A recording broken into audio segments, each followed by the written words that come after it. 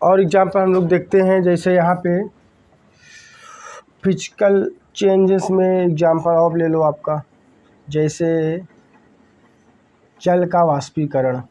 जल का वाष्पीकरण, अब यहाँ पे देखेंगे जल का जो वाष्पीकरण है वो भी आपका कैसा परिवर्तन है, भौतिक परिवर्तन।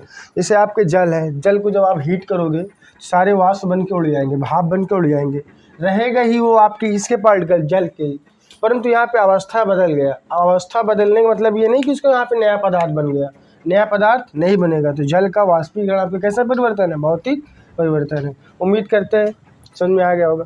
अब इसके आगे हम लोग चलते हैं।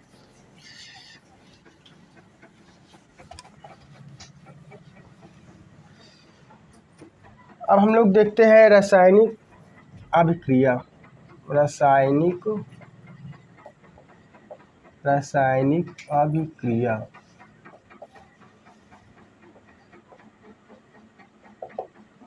Chemical reaction.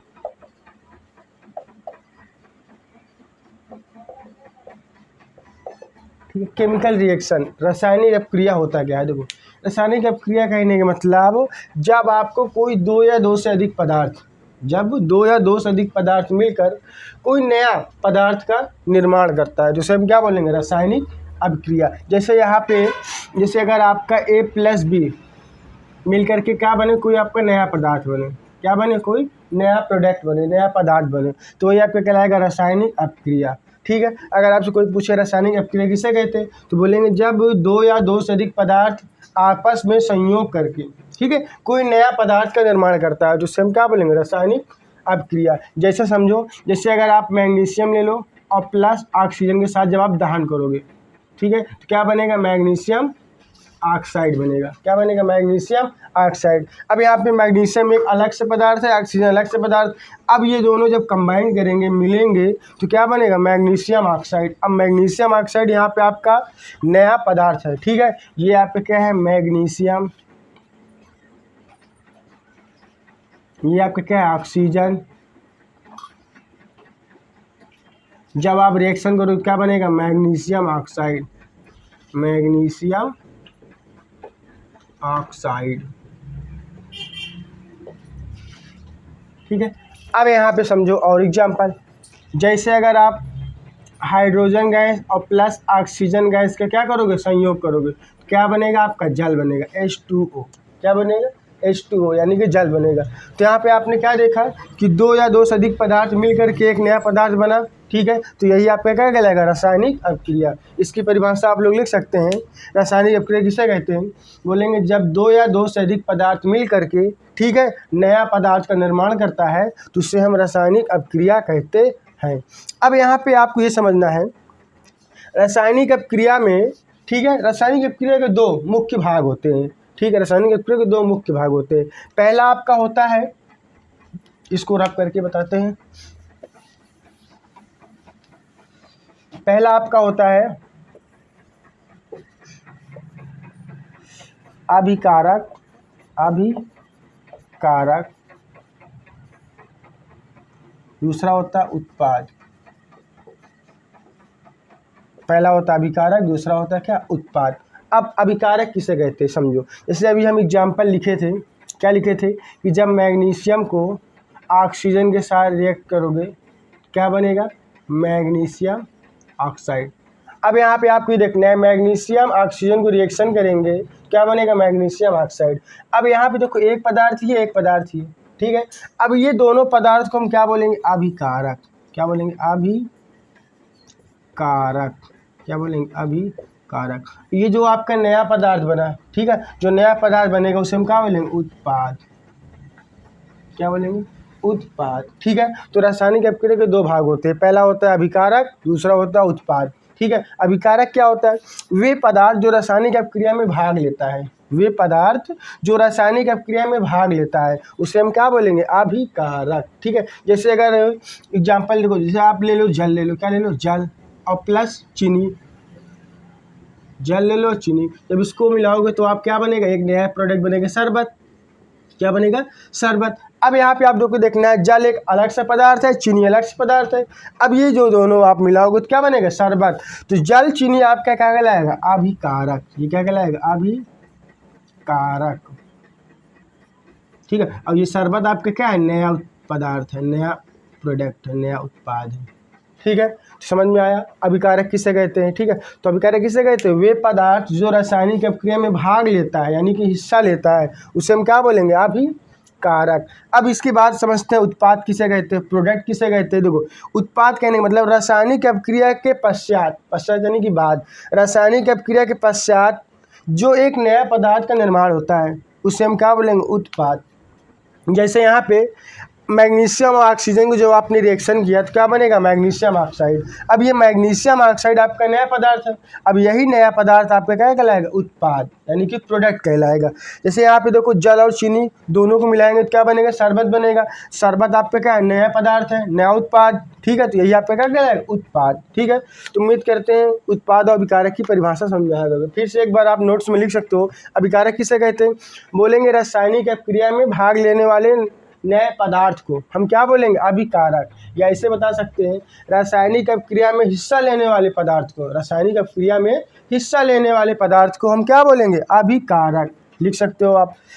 अब यहाँ पे देखो एग्जाम्पल, उत्पाद किसे कहते हैं। उत्पाद कहने का मतलब रासायनिक अपक्रिया के दौरान, रासायनिक अपक्रिया के दौरान या रासायनिक अपक्रिया के बाद जो नया पदार्थ का निर्माण होता है, उसे हम क्या बोलेंगे, उत्पाद। ठीक है, जैसे यहाँ देखो, जल चीनी आपका अभिकारक कहलाएगा, नया पदार्थ बना क्या आपका, शरबत, ये क्या कहलाएगा, उत्पाद। ठीक है, तो इन दोनों की परिभाषा आप लिख सकते हो। ठीक है, उम्मीद करते हैं आपको समझ में आया होगा।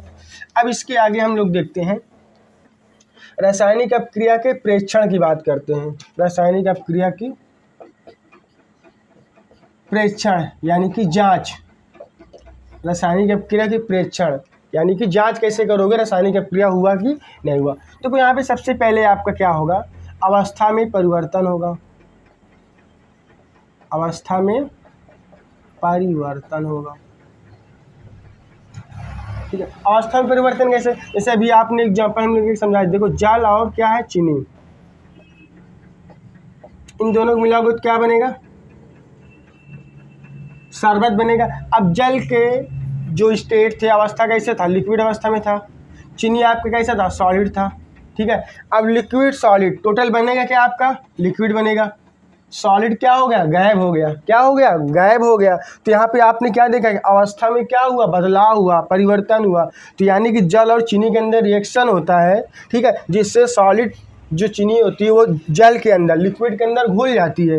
ठीक है, सॉलिड आपका गायब हो जाता है, यानी कि अवस्था में क्या हुआ, बदलाव हुआ। तो ये कैसा, ये आपका है रासायनिक अपक्रिया। अब रासायनिक अपक्रिया की जांच में क्या देखेंगे, पहला कि अगर आपका अवस्था में परिवर्तन हुआ, एक अवस्था दूसरे अवस्था में बदलाव गया, तो उसे हम क्या बोलेंगे, रासायनिक अपक्रिया हुआ। ठीक है, जैसे यहाँ पे आप देखो, जल और चीनी को जब आप मिलाओगे तो क्या बनेगा, शरबत। अब यहाँ पे शरबत आपका टोटल किस फॉर्म में है, लिक्विड फॉर्म में। सॉलिड फॉर्म क्या हो गया, गायब हो गया, तो अवस्था में बदलाव हुआ, इसलिए जल और चीनी के अंदर क्या हुआ, रासायनिक अभिक्रिया हुआ। ठीक है, दूसरा आप समझो प्रेक्षण, जैसे रंग में परिवर्तन, रंग में परिवर्तन। देखो रंग में परिवर्तन कैसे, आपने यहाँ पे जल चीनी का कलर देख लो, बाद में जब शरबत बनेगा तो उसका कलर देख लो, हल्का क्या आएगा, पीलापन आएगा। ठीक है, तो रंग में भी क्या होगा, परिवर्तन होगा, रंग में भी क्या होगा, बदलाव होगा। तो आपको समझ जाना है क्या हुआ, उन दोनों के अंदर रासायनिक अभिक्रिया हुआ। ठीक है, तो रंग में परिवर्तन होगा, समझ जाना है क्या हुआ, रासायनिक अभिक्रिया हुआ। फिर तीसरा, अवक्षेप का बनना, अवक्षेप, अवक्षेप का बनना। ठीक है, तो अवक्षेप का बनना क्या है, जैसे आपको पता होगा, जब आप जो आपके घरों में निरमा पाउडर होता है, ठीक है, जिसको हम कपड़ा धोने में प्रयोग करते हैं, उसको जब आप पानी में क्या करते हो, मिलाते हो, तो पानी और निरमा पाउडर के अंदर क्या होगा, रिएक्शन होता है। ठीक है, जिससे वहाँ पे क्या बनता है, आपका अवक्षेप बनता है। क्या बनता है, अवक्षेप। तो समझ जाना है कि पानी और जो निरमा पाउडर है, उन दोनों के अंदर रिएक्ट होता है, रिएक्शन होता है। ठीक है, जिससे आपको क्या बनता है, अवक्षेप। ठीक है, तो आपका जब अवक्षेप बनेगा तो क्या समझ जाएंगे कि उन दोनों के अंदर क्या हो रहा है, रासायनिक अभिक्रिया हो रहा है। ठीक है, चौथा समझो, गैस का निष्कासन, गैस का निष्कासन। गैस का निष्कासन। देखो गैस का निष्कासन समझो, जैसे आपको पता होगा जो आपके पास कोयला होता है, कोयला का प्रतीक क्या होता है? सी। जब कोयला को आप दहन करते हो, दहन मतलब होता है ऑक्सीजन के साथ रिएक्शन करना। जब कोयला को आप रिएक्शन करते हो तो क्या बनता है? कार्बन डाइऑक्साइड गैस बनता है और प्लस क्या बनता है? ऊष्मा बनती है। क्या बनती है? ऊष्मा। ठीक है, तो यहाँ पे आपने क्या देखा कि जब कार्बन यानी कि कोयला को ऑक्सीजन के साथ रिएक्ट करते हो, दहन करते हो, तो वहाँ पे आपका कार्बन डाइऑक्साइड क्या बनेगा? एक गैस बनेगी और साथ में क्या बनेगा? ऊष्मा भी निकलेगी। ठीक है, तो यहाँ पे 5वां पॉइंट ये भी बोल सकते हो, ऊष्मा का निष्कासन, ऊष्मा का उत्सर्जन बोल सकते हो या निकलना।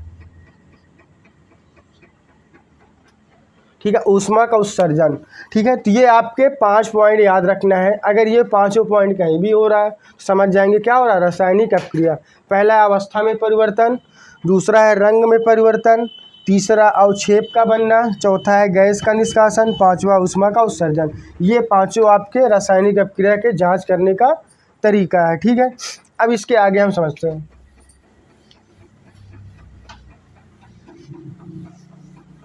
अब इसके आगे हम देखते हैं रासायनिक समीकरण। रासायनिक समीकरण,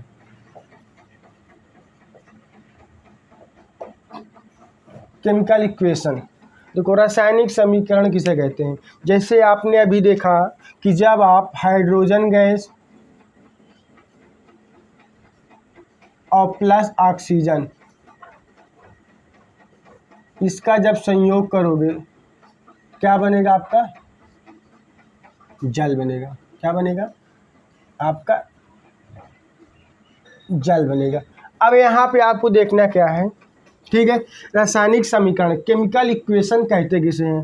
ठीक है, जैसे आप रासायनिक समीकरण आपका होता क्या है? जैसे यहाँ पे हमने लिखा क्या कि जब आप हाइड्रोजन को ऑक्सीजन के साथ संयोग करोगे तो क्या बनेगा? जल बनेगा। ये आपका हिंदी फॉर्म में लिखा हुआ है।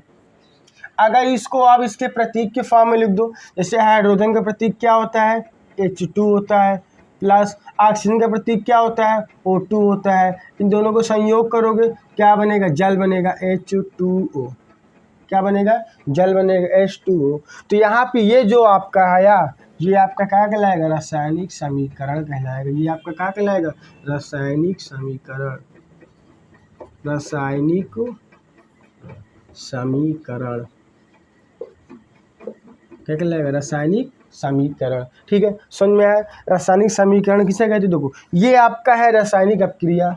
रासायनिक अपक्रिया की जब हमें पता है कि हाइड्रोजन और ऑक्सीजन का संयोग करोगे क्या बनेगा? जल बनेगा। अब यही रासायनिक अभिक्रिया को उसके तत्व और प्रतीक के रूप में लिख दो, उसके तत्व और प्रतीक के रूप में लिख दो, तो वही आपका क्या कहलाएगा? रासायनिक समीकरण। ठीक है, अगर आपसे नोट्स में रासायनिक समीकरण की परिभाषा लिखना है तो लिख सकते हो कि रासायनिक अपक्रिया को उसके तत्व या प्रतीक के रूप में लिखना हमारा क्या कहलाता है? रासायनिक समीकरण कहलाता है।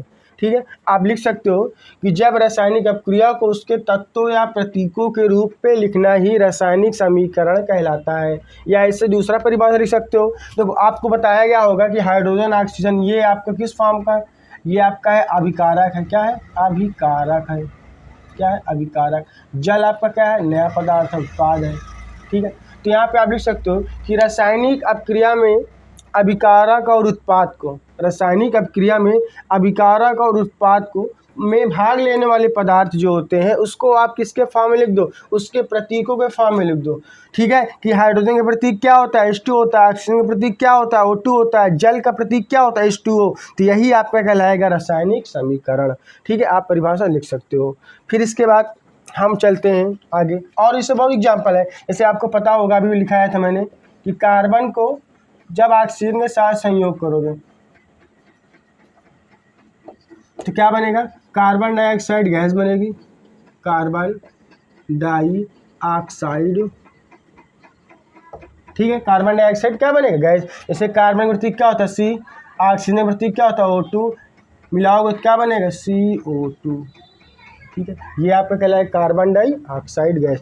अब यही आपका कहलाएगा क्या? रासायनिक समीकरण। ये अगर आपका हिंदी फॉर्म में लिखा है तो ये आपका क्या कहलाएगा? रासायनिक अभिक्रिया कहलाएगा। तो रासायनिक अभिक्रिया को उसके तत्व या प्रतीक के रूप में लिखना ही क्या कहलाता है? रासायनिक समीकरण कहलाता है। अब इसके आगे हम सुन लें।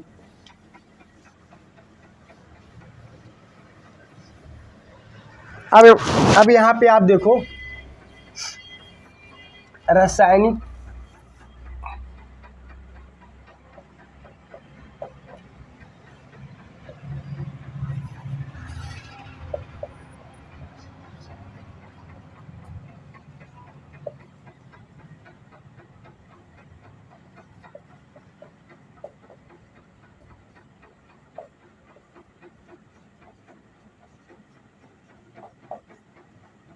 अब हम देखते हैं रासायनिक अपक्रिया के प्रकार, टाइप ऑफ केमिकल रिएक्शन।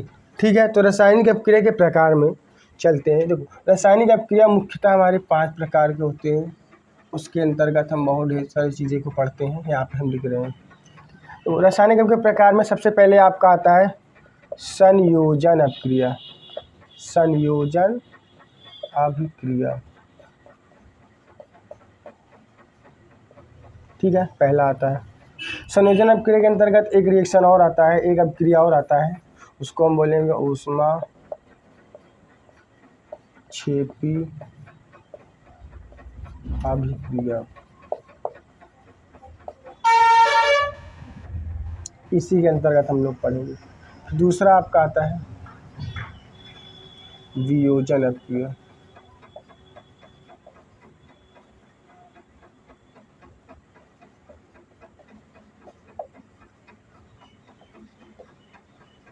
इसी के अंतर्गत पढ़ना है ऊष्मा शोषी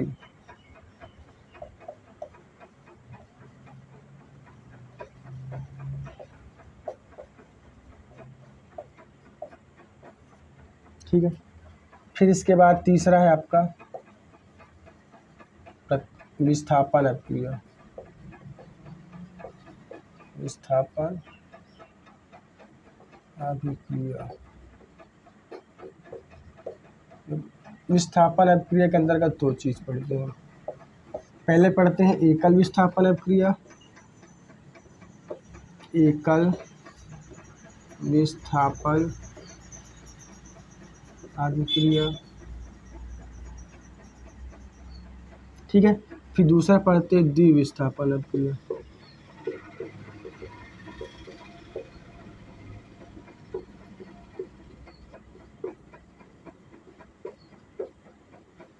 द्विविस्थापन अपक्रिया।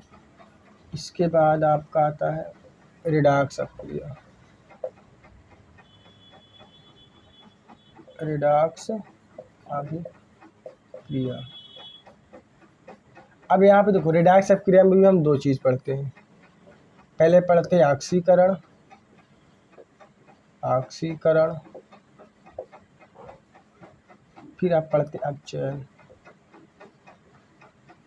अपचयन, ठीक है। देखो विस्थापन अपक्रिया का अपघटन अपक्रिया भी नाम है, ठीक है। अब इन सारे को हम क्या पढ़ेंगे, इन सब का परिभाषा पढ़ेंगे और हम क्या पढ़ेंगे, इन सारों का एग्जाम्पल पढ़ेंगे, ठीक है। तो इसके आगे अब कल का होगा।